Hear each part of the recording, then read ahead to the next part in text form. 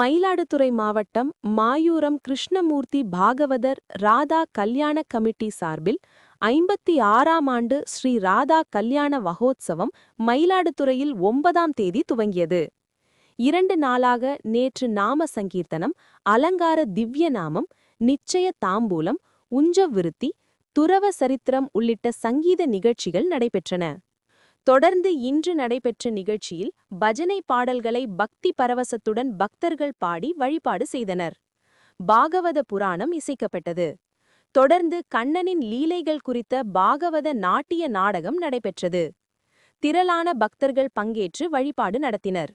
நிகழ்ச்சியில் ஞானகுரு பாகவதர் உள்ளிட்ட தமிழகத்தின் பல்வேறு புகழ்பெற்ற பாகவதர்கள் பாகவத புராணங்கள் பஜனையுடன் இசைத்தனர்.